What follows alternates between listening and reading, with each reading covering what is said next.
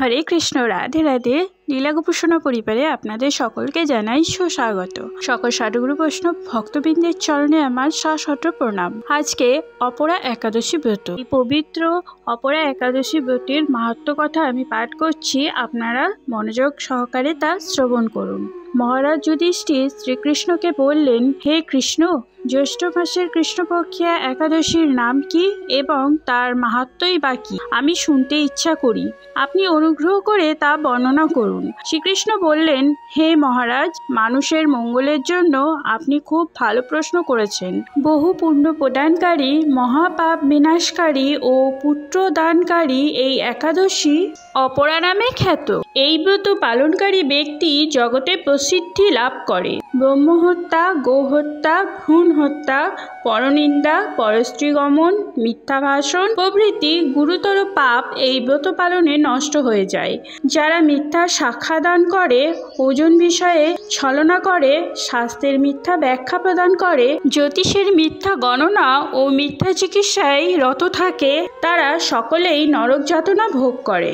এই সমস্ত ব্যক্তিরাও যদি এই ব্রত পালন করে তবে তারা সমস্ত পাপ থেকে মুক্ত হয়। ক্ষত্রিয় যদি স্বধর্ম ত্যাগ করে যুদ্ধক্ষেত্র থেকে পালিয়ে যায় তবে সে ঘোরতর নরকগামী হয়, কিন্তু সেও এই ব্রত পালনে মুক্ত হয়ে স্বর্গগতি লাভ করে। মকর রাশিতে সূর্য অবস্থানকালে মাঘ মাসে প্রয়াগ স্নানে যে ফল লাভ হয়, শিবরাত্রিতে কাশীধামে উপবাস করলে যে পুণ্য হয়, গয়াধামে বিষ্ণু পাদপদ্মে পিণ্ডদানে যে ফল পাওয়া যায়, সিংহ রাশিতে বৃহস্পতির অবস্থানে গৌতমী নদীতে স্নানে, কুম্ভে কেদারনাথ দর্শনে, বদ্রিকাশ্রমে যাত্রায় ও বদ্রিকা নারায়ণ সেবায়, সূর্যগ্রহণে কুরুক্ষেত্রে স্নানে, হাতি ঘোড়া ও স্বর্ণদানে এবং দক্ষিণা সহ যজ্ঞ সম্পাদনে যে ফল লাভ হয়, এই ব্রত পালন করে অনায়াসে সেই সকল ফল লাভ হয়ে থাকে।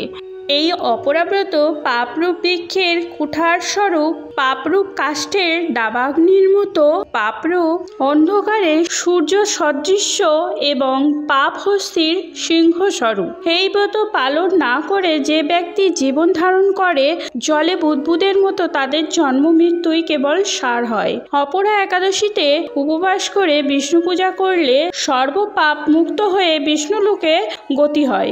এই ব্রত কথা পাঠ ও শ্রবণ করলে সহস্র গোদানের ফল লাভ হয়। ব্রহ্মাণ্ড পুরাণে এই ব্রত মাহাত্ম্য বর্ণনা করা হয়েছে। অপরা একাদশী ব্রতের পরদিন পালনের সময়সূচি। বাংলাদেশের সময় অনুযায়ী পরদিন পালনের সময় হল সকাল 5টা12 থেকে 9টা41 পর্যন্ত এবং পশ্চিমবঙ্গের সময় অনুযায়ী পরদিন পালনের সময় সকাল 4টা51 থেকে 9টা19 পর্যন্ত। এই সময়ের মধ্যে কৃষ্ণপ্রসাদ মুখে দিয়ে পারণ সম্পন্ন করুন। পারণ মন্ত্রটি হল অজ্ঞানতিমিরান্ধস্য ব্রতেনানেন কেশব প্রসিদ্ধ সুমুখ নাথ জ্ঞান দৃষ্টি প্রদভব। হরে কৃষ্ণ, রাধে রাধে।